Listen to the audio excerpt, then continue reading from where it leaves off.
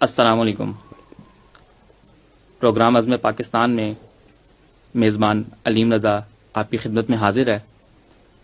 یہ پروگرام روزانہ FM 102.2 پر نشر کیا جاتا ہے، جس کو آپ FM 102.2 کے فیس بک پیج پر بھی دیکھ سکتے ہیں۔ آج کے مہمان جو ہمارے ساتھ موجود ہیں ان کا نام ہے خلیل الرحمان چشتی صاحب، جو شاعر ہونے کے ساتھ ساتھ مصنف بھی ہیں۔ ان کی بہت سی تصانیف شائع ہو چکی ہیں، جن میں اہم ترین قواعد زبان و قرآن، قرآنی صورتوں کا نظم جلی، تزکیہ نفس، روح نماز، قیادت و ملکیت اقوام اور دیگر شامل ہیں۔ دین کی دعوت کے لیے ان کا اکثر دوسرے ممالک میں آنا جانا لگا رہتا ہے، جن میں امریکہ، یورپ، جاپان، مشرق وسطیٰ اور دیگر ممالک شامل ہیں۔ امریکہ میں ان کا تعلق ICNA اور ILF سے بھی منسلک رہ چکا ہے اور رہا بھی ہے۔ امریکہ میں ان کا تعلق ICNA اور ILF سے بھی ہے۔ آج کا موضوع ریاست ہے، جو کہ پاکستان سے متعلق ہے۔ ہم ان سے جانتے ہیں کہ ریاست کا بنیادی تصور ہے کیا، اور پاکستان کو بنے جو 74 سال گزر چکے ہیں، اس میں پاکستان کی اہمیت کیا ہے؟ جی بسم اللہ الرحمن الرحیم۔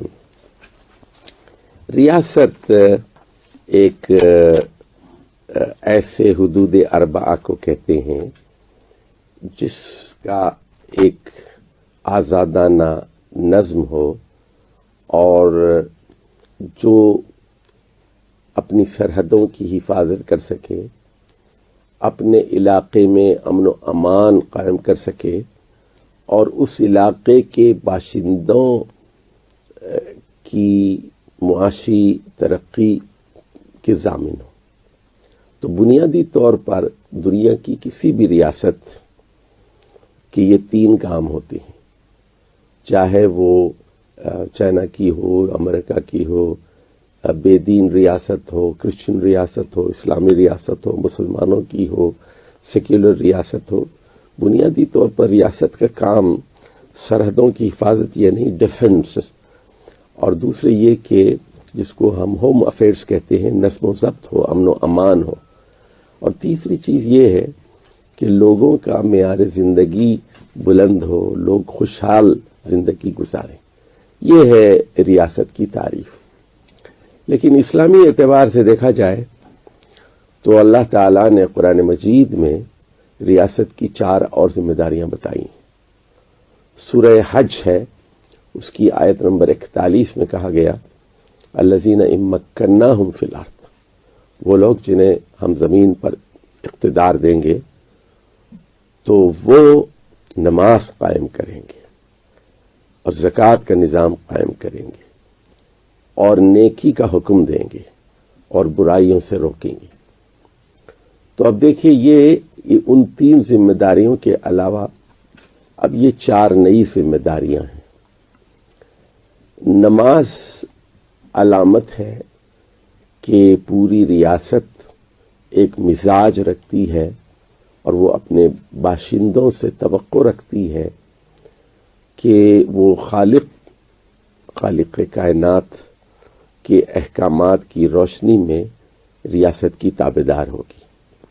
اس کے تمام شہریوں سے وہ توقع رکھتی ہے ریاست۔ اور زکوٰۃ کا مطلب یہ ہے کہ ریاست کے جو امیر باشندے ہیں وہ غریب باشندوں کا خیال رکھیں، اور ریاست کی یہ ذمہ داری ہے کہ وہ امیروں سے زکوٰۃ وصول کرے اور غریبوں میں تقسیم کرے۔ اور یہی بات رسول اللہ صلی اللہ علیہ وسلم نے فرمائی ہے زکوٰۃ کے بارے میں، تُؤْخَذُ مِنْ أَغْنِيَائِكُمْ وَتُرَدُّ إِلَىٰ فُقَرَائِكُمْ، یہ تمہارے امیروں سے لی جائے گی اور یہ تمہارے غریبوں کی طرف تقسیم کی جائے گی۔ تو اب یہاں دیکھ رہے ہیں کہ اس ریاست کا کام صرف امن و امان قائم کرنا یا سرحدوں کی حفاظت کرنا یا معیار زندگی کو بلند کرنا نہیں ہے، بلکہ ریاست کا ایک عظیم مقصد یہ ہے کہ وہ اپنے خالق کی شکر گزار ہے اور 5 وقت کی نماز کی صورت میں پوری ریاست اپنی پوری مشینری کے ساتھ اللہ کی بندگی میں عملاً سرگرم ہو جاتی ہے، تو ریاست پھر مساجد تعمیر کرتی ہے، نماز کا اہتمام کرتی ہے، نماز کا فلسفہ بیان کرتی ہے، نماز کی روح بیان کرتی ہے، اور نماز کی فرضیت اور اہمیت پر روشنی ڈالتی ہے تاکہ لوگ خوش دلی سے اللہ کا حق ادا کر سکیں۔ اور دوسری چیز یہ کہ وہ خوش دلی سے پھر امیر لوگ غریبوں کا حق ادا کریں، یعنی ایک اللہ کا حق بھی ادا کریں اور دوسرے عوام کا حق بھی ادا کریں۔ اور اس کے بعد ریاست واضح طور پر معروف اور منکر کا تصور رکھتی ہے۔ معروف اور منکر یہ خاص اصطلاحات ہیں اسلام کی کہ ویلیوز ہیں، اس کی کچھ اقدار ہیں۔ معروف کا مطلب ہے وہ تمام چیزیں جو انسانی فطرت کے عین مطابق ہیں، اور منکر ان اجنبی اور غیر معروف چیزوں کو کہتے ہیں جس سے انسانی فطرت ابا کرتی ہے، جس سے انسانی فطرت کو وحشت ہوتی ہے۔ تو اسلامی ریاست کا کام، جیسے مثال دیتا ہوں میں کہ نکاح کرنا معروف چیز ہے اور زنا کرنا ایک منکر چیز ہے، تو اسلامی ریاست کا یہ کام ہے کہ وہ نکاح کے ادارے کو پروموٹ کرے، اس کی ہمت افزائی کرے، اور زنا کی روک تھام کے لیے اقدامات کرے۔ اسی طرح ریاست کا یہ کام ہے کہ وہ سچ کو پھیلائے اور جھوٹ سے خود بھی بچے اور عوام کو بھی بچائے۔ تو اسی طرح یہ یعنی جتنی اچھے کام ہیں، جتنے جیسے نرمی ہے، احسان ہے، صلہ رحمی ہے، یہ ساری چیزیں کیا ہیں؟ یہ معروفات ہیں۔ اور جتنے حرام کام ہیں، استحصال ہے، ایکسپلائٹیشن ہے، ظلم ہے، قتل ہے، غارت گری ہے، سود ہے، ایکسپلائٹیشن ہے، یہ ساری چیزیں منکرات میں سے آتی ہیں۔ تو ریاست اب پرانے زمانے میں یہی تصورات ہوا کرتے تھے، لیکن آج جب ہم 2020 میں ایک ریاست کا تصور ہمارے پاس ہوتا ہے تو ٹھیک ہے، یہ بڑی وزارتیں ہوتی ہیں، وزیر اعظم ہوتا ہے، پھر وزیر دفاع ہوتا ہے، وزیر خزانہ ہوتا ہے، وزیر داخلہ ہوتا ہے، لیکن اس کے علاوہ بھی بہت ساری وزارتیں اب آ گئی ہیں۔ اب مواصلات کی وزارت ہوتی ہے، آئی ٹی کی وزارت ہوتی ہے، اور ان ایمپلائمنٹ کی وزارت ہوتی ہے، خوراک کی وزارت ہوتی ہے، بہبودی کی ریاست۔ تو اب ریاست کا کام بہت بڑھ گیا ہے، انفارمیشن کی اطلاعات کی وزارت ہوتی ہے، پورٹ فولیوز بڑھ گئے ہیں، یعنی اور جیسے جیسے دنیا ترقی کرتی جائے گی اور جیسے جیسے لوگوں کے مسائل بڑھتے جائیں گے، اسی طرح ریاست کے پورٹ فولیوز بھی بڑھتے جائیں گے، ریاست کی ذمہ داری بھی بڑھتی جائے گی۔ لیکن بنیادی نقطہ وہی ہے کہ کیا ریاست اللہ تعالیٰ کو حاکم تسلیم کرتی ہے یا نہیں کرتی۔ تو پاکستان جب بنا تو قرارداد مقاصد میں یہ بات طے کر لی گئی کہ سوورین اللہ تعالیٰ ہوگا۔ اب یہ ذرا بنیادی بات ہے جو نوٹ کرنے والی ہے، اور اس اعتبار سے دنیا کے نقشے پر پاکستان ایک منفرد ملک ہے جس نے اپنے دستور میں یہ بات طے کر دی کہ حاکم اعلیٰ سوورین اللہ تعالیٰ ہوگا۔ اس کے برخلاف مغرب میں فرینچ ریولوشن کے بعد بالخصوص یہ تحریک چلی کہ اسٹیٹ کا مذہب سے کوئی تعلق نہیں ہونا چاہیے، اور ریاست جو ہے وہ سیکولر ہوگی، اور اس میں مذہبی قوانین کی کوئی حیثیت نہیں ہوگی، اور عوام کو حق حاصل ہے، یہ عوام کے منتخب کردہ نمائندوں کو یہ حق حاصل ہے کہ وہ قانون بنائیں۔ یعنی اللہ حلال و حرام کے قوانین نہیں بنا سکتا، بلکہ عوام حلال و حرام کے قوانین بنائیں گے۔ چنانچہ امریکہ میں بڑی بحث چلتی رہی، تو شراب وہاں پر حرام تھی، لیکن پھر آہستہ آہستہ بعض صوبوں میں اس کو حلال کیا گیا اور بعض صوبوں میں اس کو حلال اور بعض صوبوں میں حرام۔ تو اب تو خیر ہر جگہ اس کی آزادی ہے، تو یہ ریاست فیصلہ کرتی ہے۔ اسی طرح بعض ریاستیں امریکہ میں ایسی ہیں جہاں پر زنا کی آزادی ہے اور جسم فروشی کی اجازت ہے، تو جسم فروش عورتیں اپنا جسم بیچتی ہیں، حکومت کو وہ ٹیکس دیتی ہیں. تو بعض ریاستوں میں مرد کی مرد سے اور عورت کی عورت سے شادی کی اجازت دے دی گئی، اور یہی آسٹریلیا میں بھی ہوا ہے، ہالینڈ میں بھی ہوا ہے، دوسرے یورپ کے ممالک میں ہو رہا ہے. تو وہ یہ کہتے ہیں کہ اقدار اور ویلیوز اور یہ معروف اور منکر کا حق عوام کو حاصل ہے، عوام فیصلہ کریں گے اس بارے میں. لیکن اسلام یہ کہتا ہے کہ یہ اللہ کا حق ہے. تو الا لہ الخلق والامر، قرآن کہتا ہے کہ جان لو کہ پیدا کرنا بھی اسی کا کام ہے اور حکم دینا بھی اس کا کام ہے. وہ حاکم ہے وہ، اور یحکم ما یرید، وہ جو چاہتا ہے وہ حکم دیتا ہے، حق ہے.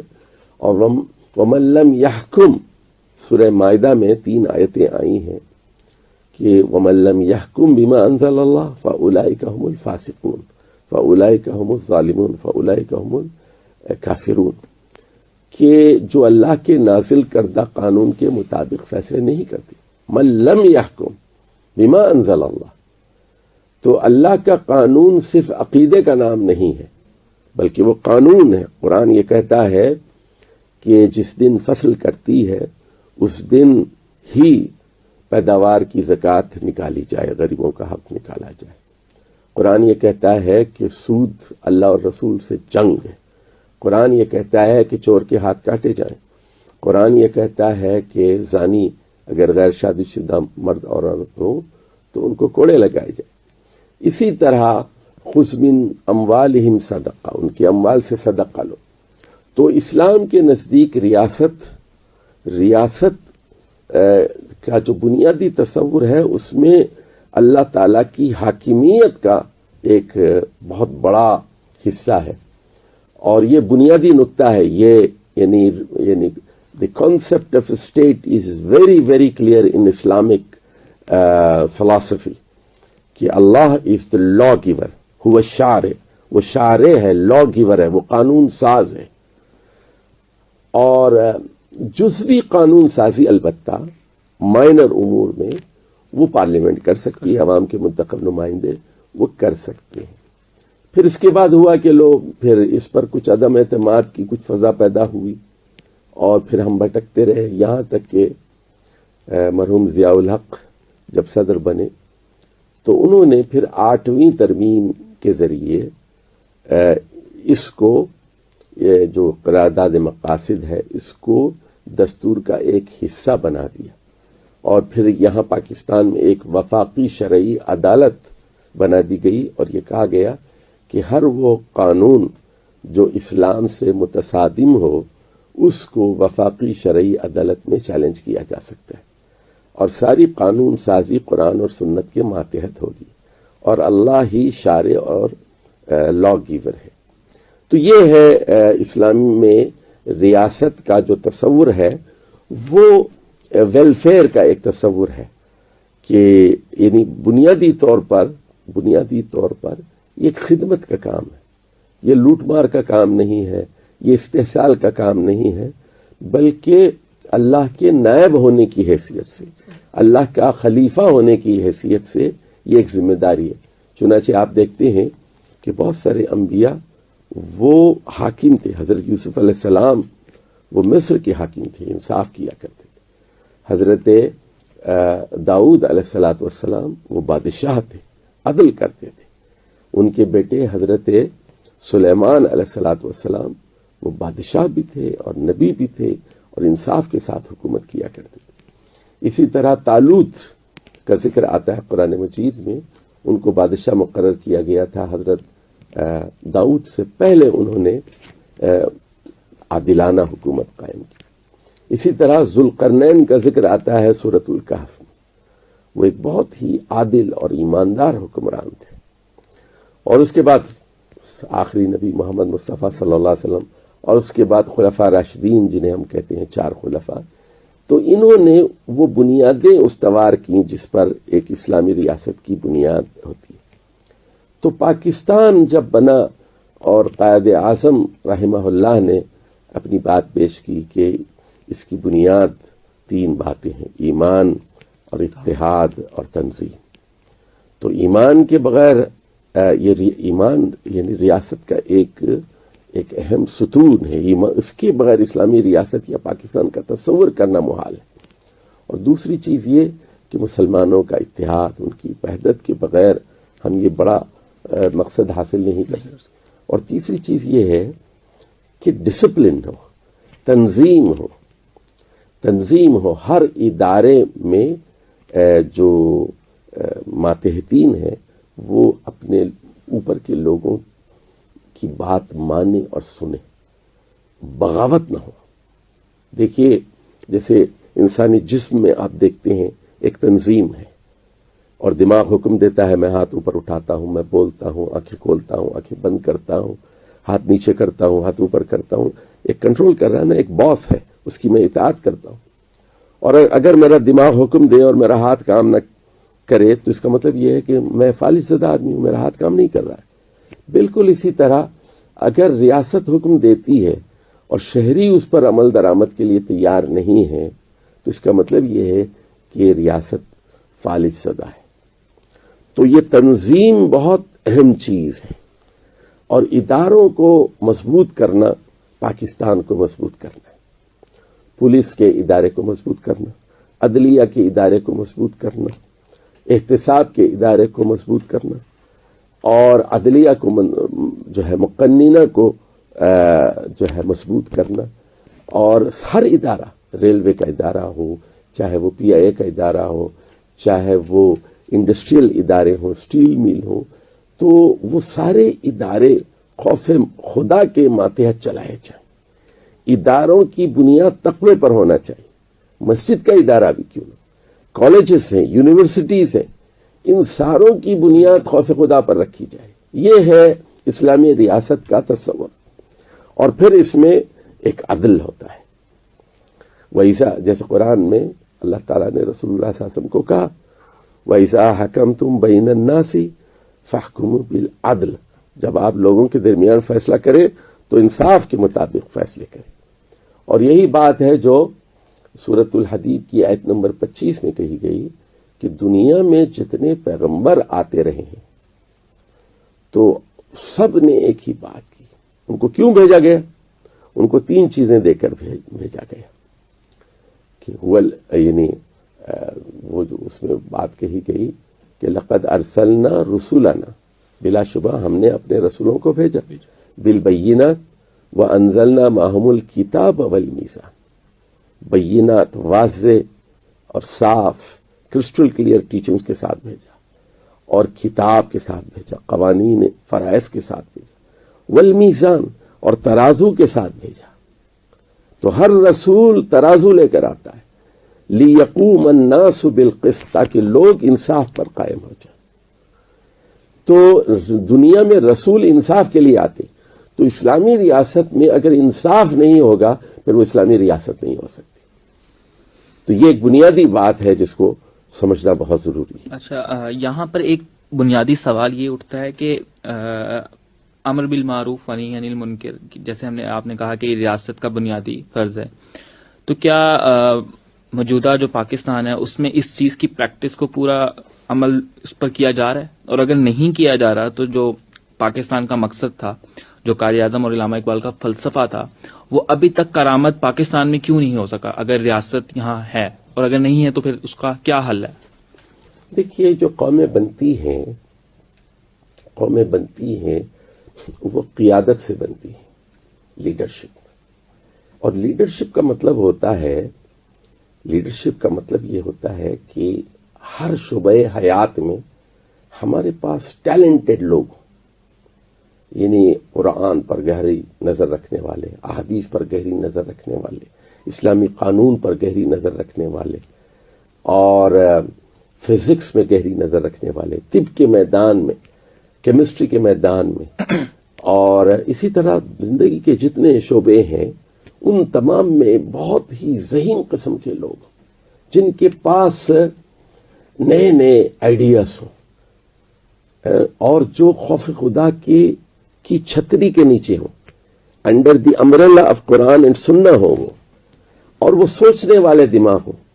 دیکھیے علامہ اقبال کہتے ہیں نا کہ جہاں نے تازہ کی افکار تازہ سے ہے نمود کہ سنگ و خشت سے ہوتے نہیں جہاں پیدا، کہ دنیا جو ہے وہ اینٹوں سے اور پتھروں سے نہیں بنتی. عمارتوں کا نام، آپ نے عمارت کا نام جو ہے وہ یونیورسٹی نہیں ہوتا. یونیورسٹی میں لائبریری کتنی اچھی ہے، فیکلٹی کتنی اچھی ہے، پروفیسر کتنے اچھے ہیں، کتنے جاندار ہیں، ان کا علم کتنا گہرا ہے، ان میں تڑپ کتنی ہے. تو اس سے پھر آدمی جو ہے قومیں بنتی ہے کہ جہان تازہ، نیو ورلڈ، جہان تازہ کی افکار تازہ سے ہے نبی. تو جو قومیں مقلد ہوتی ہیں اور تقلیدی سوچ رکھتی ہیں تو پھر وہ آگے نہیں بڑھ سکتی. بدقسمتی سے مسلمانوں میں تقلید بہت جلد آ گئی اور انہوں نے قرآن و حدیث کو ہاتھ لگانا بند کر دیا. کہنے لگے جی ابو حنیفہ اور شافعی کی اور یہ مالک ہیں، یہ فلاں ہیں، ان کی تقلید کرو، قرآن سنت سوچنی اور غور کرنے کی کیا ضرورت ہے. تو اجتہاد کا دروازہ بند کر دیا گیا. عربی زبان کو کی سیکھنے پر زور نہیں دیا گیا، قرآن و سنت کی تعلیم پر زور نہیں دیا گیا. اور یہ معاملہ صرف دینی علوم تک نہیں ہوا بلکہ ہر معاملے میں یہی ہوا. یعنی اردو کا استاد ہوتا ہے، ایم اے اردو ہوتا ہے، اردو نہیں آتی اس کو. انگریزی میں ایم اے ہوتا ہے، ماسٹر ہوتا ہے، انگریزی نہیں آتی اس کو. اچھی انگریزی بول نہیں سکتا، اچھی اردو بول نہیں سکتا، اچھی عربی لکھ نہیں سکتا، بول نہیں سکتا. اسی طرح یہ جو میمورائزیشن کا کلچر ہے ہمارے پاس، رٹ لینے کا، تو دیکھیے ہمارے ہاں پھر ایجادات نہیں ہوتی. ہم نے ٹیلی فون نہیں بنایا، ہم نے کوئی بجلی پیدا نہیں کی، کوئی نیا اکوپمنٹ ہم پیدا نہیں کرتے، ہم کمپیوٹر پیدا نہیں کرتے. اس کی وجہ کیا ہے؟ اس کی وجہ یہ ہے کہ ہمارے سوچنے کے دروازے بند کر دیے گئے اور ہمارے دماغوں پر تالے لگا دیے گئے. ہم قرآن میں غور نہیں کرتے، ہم صحیح حدیث میں غور نہیں کرتے. حالانکہ یہ بات کہی گئی ہے، صحیح مسلم کی حدیث ہے یہ، ان اللہ یرفع بہذا الکتاب اقواما ویضع بہ آخرین. اللہ تعالیٰ اس کتاب قرآن کے ذریعے کچھ قوموں کو اوپر اٹھائے گا اور کچھ کو ذلت اور پستی سے ہمکنار کرے. تو پاکستان ہو یا کوئی بھی مسلم ریاست ہو، اس کی ترقی کے اسباب میں سے ایک اہم سبب یہ ہے کہ یہاں بڑے پیمانے پر قرآن مجید کے ماہرین کا ہونا ضروری ہے. بڑے پیمانے پر دیکھیے فزکس کے لوگ وہ قرآن میں اترے، کیمسٹری کے لوگ، بایولوجی کے لوگ، جینیٹکس کے لوگ، اور اسی طرح پلانٹ سائنس کی اور اینیمل سائنس کے لوگ، میڈیکل سائنس کے لوگ، یعنی جتنی زندگی کے شعبے ہیں، مائکرو بایولوجی کے لوگ، انوائرمنٹ کے لوگ، میڈیا کے لوگ، کوئی ہوں وہ قرآن میں اترے، یعنی اپنے سبجیکٹس کے بھی ماہر ہوں اور قرآن و سنت کے بھی ماہر. اچھا، یہاں پہ یہ بات اگر میں کہوں کہ ہمیں کسی طرف کا نہیں چھوڑا گیا، نہ ہمیں انگریزی آتی ہے نہ ہمیں دین آتا ہے، تو اس کی ایک تو بنیادی وجہ کیا ریاست کی ذمہ داری ادا نہ کرنا ہے؟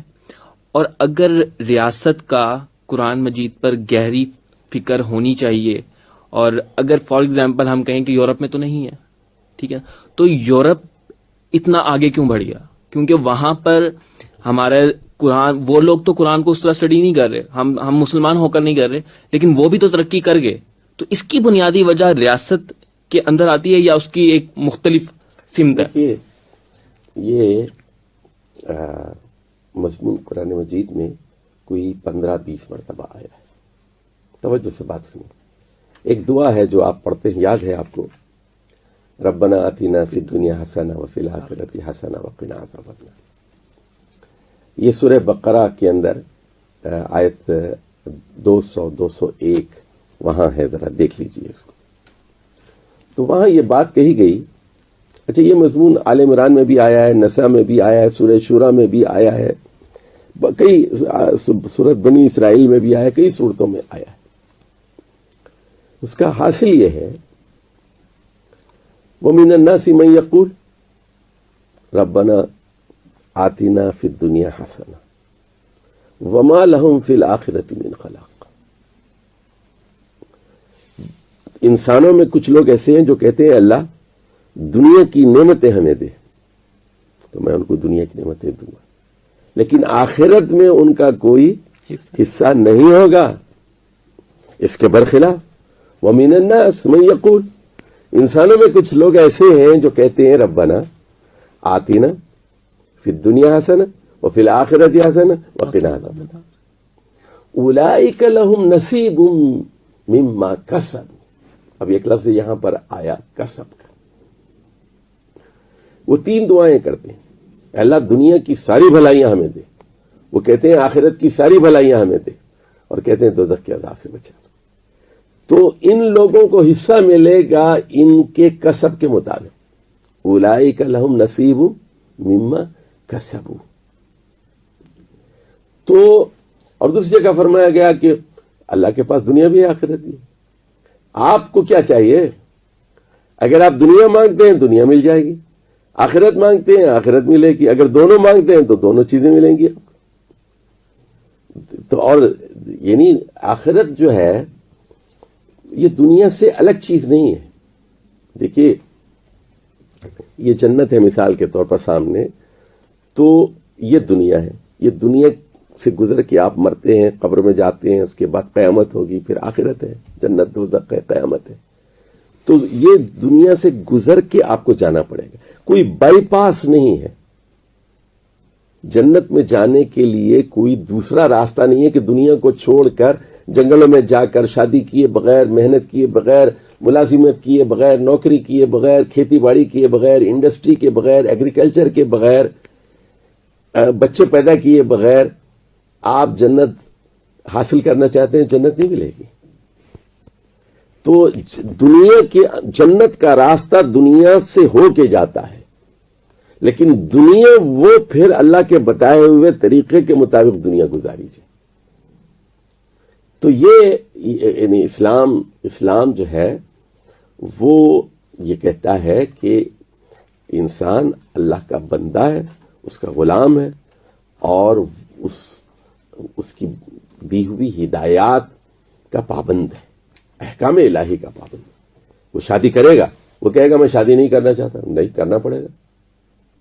انکحوا الایام منکم، قرآن کہتا ہے کسی کو چھڑا مت چھوڑو، شادی کرو.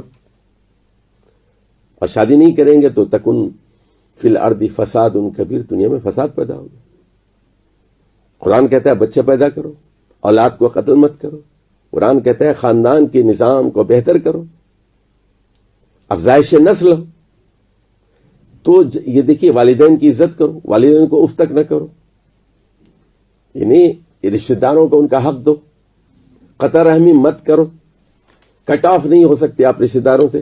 تو ایک پورا آپ ایک اصول دیتا ہے نا کہ یتیموں کے یہ حقوق ہیں، یہ بیواؤں کے ہیں، یہ یتامہ کے ہیں، یہ مساکین کے ہیں، یہ ابن سبیل کے ہیں، یہ مسافر کے حقوق ہیں، یہ پڑوسیوں کے ہیں، یہ جار الجم ہے، جار ہے، پڑوسی ہے آپ کا. تو اسلام شہری کو ذمہ دار بناتا ہے، ریاست کو ذمہ دار بناتا ہے، یعنی فرد کو بھی اور اداروں کو بھی. The individual and the institutions both are guided by God that they should show discipline. وہی ہے تنظیم. تنظیم بہت اہم چیز ہے.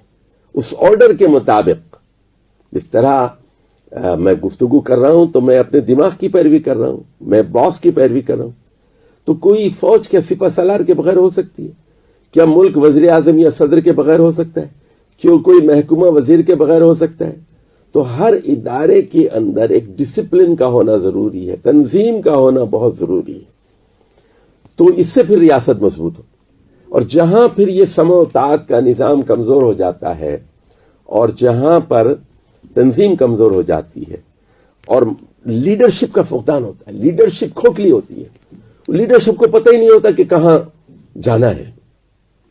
تو میں یہ سمجھتا ہوں کہ پاکستان کو بنے ہوئے 72 سال ہو گئے ہیں، 47 سے ہم 2020 میں ہیں اور 73 سال ہونے والے ہیں. تو ہم نے کچھ غلطیاں بھی کی اور بہت ساری چیزیں حاصل بھی کی، لیکن مستقبل سے ہمیں مایوس نہیں ہونا چاہیے. ہمارا مستقبل روشن اور تابناک ہو سکتا ہے، بشرطے کہ ہمارے آنے والے نوجوان وہ دیانتدار ہوں اور وہ اللہ کے مطیع اور فرمانبردار ہوں اور وہ قرآن کا علم رکھتے ہوں، وہ محنتی ہوں، وہ ایک بیک وقت دین کی مہارت بھی ہو ان کے اندر اور دنیا کی مہارت بھی ہو، یعنی فی دنیا حسنہ بھی ہو اور فی الآخرت حسنہ بھی، وہ باکردار بھی ہوں، یعنی وہ اچھے ڈاکٹر کے ساتھ اچھے مسلمان ہوں، وہ اچھے فوجی پروفیشنل فوجی کے ساتھ اچھے مسلمان بھی ہوں، وہ اچھے پروفیشنل جج کے ساتھ وہ اچھے مسلمان بھی ہوں، یعنی ان کی شخصیت میں تضاد نہ ہو، ان کی شخصیت میں توڑ پھوڑ نہ ہو، سپلٹ پرسنالٹیز نہ ہو، ان کی شخصیت ایک ہی ہے، وہ اللہ کی بندگی میں ڈھلی ہوئی شخصیت ہے لیڈرشپ کی۔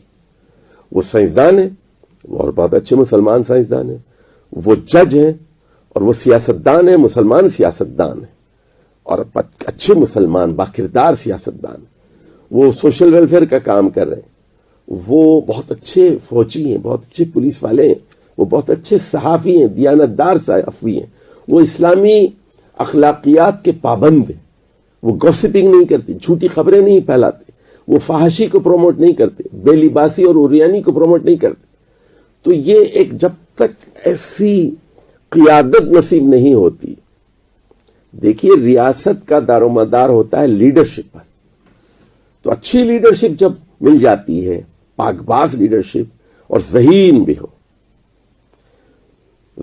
ہو، انٹیلیجنٹ بھی ہو، کیپبل ہو، ایلیجیبل ہو، اس لیے اللہ تعالی نے وہاں سورہ نساء میں آیت نمبر 58 میں کہا گیا کہ ان اللہ یامر ان تؤدوا الامانات الی اہلہا، اللہ تعالیٰ حکم دیتا ہے کہ امانتیں، عہدے، مناصب، پورٹ فولیوز اہل افراد کے حوالے کرو۔ تو میرٹ کو جب پامال کرتی ہے ریاست تو پھر ریاست کمزور ہو جاتی ہے، کھوکھلی ہو جاتی ہے۔ ٹیلنٹ کو آگے بڑھانا چاہیے۔ دیکھیے میں پہلی دفعہ 1973 میں امریکہ گیا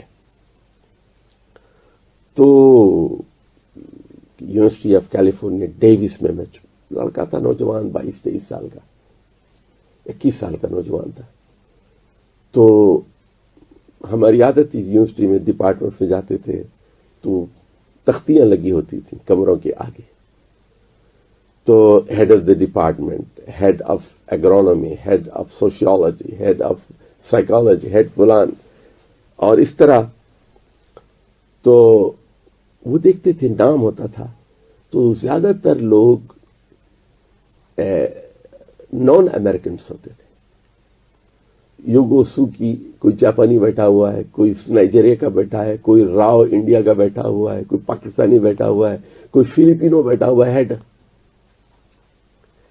تو انہوں نے کوئی جرمن بیٹھا ہوا ہے وہاں پر، چائنیز بیٹھا ہوا ہے کوئی، تو انہوں نے ان کو عزت بھی دی، ان کو عہدہ بھی دیا، تو اس وجہ سے وہ ہر شعبے میں آگے بڑھتے گئے۔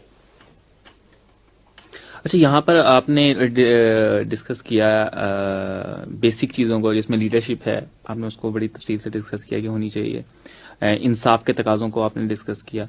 میرا یہاں پہ نا ایک بنیادی نقطہ جو میرے ذہن میں اتر آیا وہ یہ ہے کہ جب ہم لوگوں کے ساتھ، میں پاکستان کی بات کر رہا ہوں، جب ہم لوگوں کے ساتھ ڈسکس کرتے ہیں جا کے کہ یار ہمارے انسٹیٹیوٹس کو یا ہمیں خود کو یا ہمارے والدین کو، ہم سب جو ہے نا وہ اسلام کے جو بنیادی اصول ہیں ان کو چھوڑ بیٹھے ہیں، تو پھر ہم پر یہ چیز لاگو کر دی جاتی ہے کہ آپ لوگ جو ہے نا وہ دین کو لے آتے ہو اور پاکستان کو پیچھے کرنا چاہتے ہو۔ اب یہ جو سوچ ہمارے نوجوانوں میں، مجھ جیسے نوجوانوں میں یہ پروان چڑھی ہے، وہ ان انسٹیٹیوشنز کی وجہ سے چڑھی ہے یا وہ پھر ریاست کی وجہ سے چڑھی ہے، تو اس میں بنیادی اصول جو دین کے ہیں اس طرح کی لیڈرشپ کیسے آئے گی سامنے پہ؟ کیونکہ وہ تو پھر مس ہو گئی ہے کہیں، تو وہ کون پروڈیوس کرے گا؟ دیکھیے یہ الگ چیزیں نہیں ہے، میں ایک بات جو بتانا چاہ رہا ہوں، اس میں آپ سمجھ رہے ہیں کہ دین پہلے پاکستان پہلے، بھائی پاکستان اور دین دو الگ چیزیں ہیں ہی نہیں۔ دیکھیے مثال دیتا ہوں میں کہ فرض کیجئے آپ یہاں پروفیسر ہیں اور آپ کے سامنے دو لڑکے ہیں. ایک لڑکا فرض کیجئے پنجاب کا ہے اور دوسرا لڑکا کے پی کے کا ہے, اور آپ کا تعلق کے پی کے سے ہے, اور آپ دیکھتے ہیں کہ جو پنجاب کا لڑکا ہے اس نے اچھا پرچہ کیا, تو آپ کو اس کو اے گریڈ دینا چاہیے. حالانکہ آپ کے پی کے ہیں, تو کے پی کے لڑکے کو آپ اے نہیں دے سکتے, اس کو بی دیجیے آپ. تو یہ کیا ہے؟ آپ کا ضمیر ہے, یہ آپ کا ایمان ہے. وہ جو قائد اعظم نے کہا نا کہ ایمان, اتحاد اور تنظیم, تو ایمان کے نتیجے میں ہی آپ انصاف کر سکیں. پاکستان دیکھیے ناانصافی کی بنیاد پر زیادہ دیر تک قائم نہیں رہ سکتا. پاکستان کیا دنیا کی کوئی ریاست نہیں رہ سکتی. آپ میرٹ کو پامال کریں گے, جینیس لوگوں کو دبا دیں گے, اور برادری کو پروموٹ کریں گے, لسانیت کو پروموٹ کریں گے, نسل کو کریں گے, برادری کو کریں گے. کہیں گے کہ وہ بھی پٹھان ہے میں بھی پٹھان ہوں, وہ پنجابی ہے میں بھی پنجابی ہوں, وہ ارائی ہے میں بھی ارائی ہوں, وہ گجر ہے میں بھی گجر ہوں, وہ سرائکی بولنے والا ہے میں بھی سرائکی ہوں, وہ سندھی ہے میں بھی سندھی ہوں. یہ اگر تصورات ہوں گے تو ریاست تسلیم آگے نہیں بڑھ سکتی. اس لیے میں ہم نے امریکہ کی مثال جان بوجھ کر دی. یعنی میں ایک اور مثال دیتا ہوں آپ کو, دیکھیے ڈسپلن کیا ہے, تنظیم کیا ہے, میں مثال دیتا ہوں. تو 1973 میں امریکہ گیا, 2 سال وہاں پڑھتا رہا, پھر اس کے بعد میں کینیڈا شفٹ ہو گیا, وہاں گئے ملازمت. تو وہاں ایک کمپنی میں گیا, تو 6-8 مہینے کے بعد انہوں نے, چونکہ میں ماسٹر کر کے آیا تھا اور نوجوان بھی تھا, انہوں نے مجھے فوراً سیکشن مینیجر بنا دیا. میری عمر اس وقت تھی 75 میں 23 سال کا تھا. تو ہوا یہ کہ ایک ہمارے ساتھ بہت ساری گوری عورتیں اور گورے کام کرتے تھے, تو میں باس بن گیا. اب میں حکم دیتا تھا ان لوگوں کو. تو اور کچھ کام کرنے والے تھے 40, 50, 55. تو ایک خاتون تھی جس کی عمر کوئی 50 سال تھی اور میں 23 سال کا تھا. تو اس نے بڑبڑاتے ہوئے کہا کہ دیکھو کل کے لڑکے آ گئے اور ہم پر چلا رہے ہیں. تو ظاہر ہے کہ ہم تو ہماری انگریزی کا لہجہ بھی مختلف, ہماری شکل پر بھی پاکستانی لکھا ہوا ہے, مسلمان لکھا ہوا ہے, تو کالے ہم. تو شام میں ہمارے باس نے مجھ سے پوچھا کہ کیسا تھا تمہارا دن, اچھا گزرا؟ ہر آدمی بات سن رہا ہے, ساری چیزیں صحیح ہو رہی. میں نے کہا ٹھیک ہے. میں نے کہا کہ except Ruth, she was little rude. Ruth جو ہے خاتون تھی, وہ تھوڑی سی ترش تھی. آئی گئی, بات ختم ہو گئی. تو 2 دن کے بعد میں اور روتھ کہیں کام کر رہے تھے, تو یکایک اس کی گاڑی آئی, اور ہمارے باس کی جو مالک تھا, اور اس نے کہا کہ روتھ یو نو چشتی. اس نے کہا یس. اور اس نے کہا کہ ہی از یور باس نا. اس نے کہا یس آئی نو. تو کہا کہ if you are not comfortable, you can leave right now. یعنی اگر آپ اس پر خوش نہیں ہیں تو اسی وقت آپ جا سکتی ہیں, آپ کا چیک آپ کے گھر پر آ جائے گا. No, no, no, I'm very comfortable, he's very good, no problem, I don't have no issue with him. تو دیکھیں یہ کیا چیز ہے, تنظیم ہے, ڈسپلن ہے. اگر آپ چاہے آپ کا چھوٹا ہی آپ کے اوپر مقرر کر دیا گیا ہے تو اس کو سننا اور اس کی بات ماننا یہ بہت ضروری ہے, ایز لانگ ایز وہ رولز کے مطابق کا, قانون کے مطابق. اگر حرام کا یا رشوت کا یا کرپشن کا حکم آپ کا باس دے رہا ہے کہ میں نہیں کروں گا سر یہ, تو یہ ہے. جب آپ بے ضمیر لوگ آ جائیں گے, کرپٹ لوگ آ جائیں گے, ایمان کے بغیر تنظیم قائم نہیں ہو سکتی. یعنی یہ جو ایمان, اتحاد اور تنظیم کی ہم بات کرتے ہیں, تو ایمان کے بغیر اچھی تنظیم قائم ہو ہی نہیں سکتی.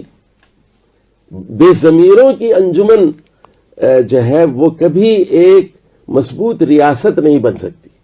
یہ ہے اصل بات. تو اس میں یہ نہیں سمجھنا چاہیے کہ آپ لوگ دین کو ترجیح دے رہے ہیں, پاکستان کو نہیں کریں. نہیں, پاکستان اور دین یہ لازم و ملزوم ہے. ریاست جو ہے ہمارا مستقبل, مسلمانوں کا مستقبل اور پاکستان کا مستقبل, وہ اللہ سے ہماری وابستگی پر اور قرآن و حدیث سے ہماری وابستگی پر, ہمارے ضمیر پر, ہمارے ایمان پر, ہماری دیانتداری پر, ہمارے کردار پر منحصر ہے.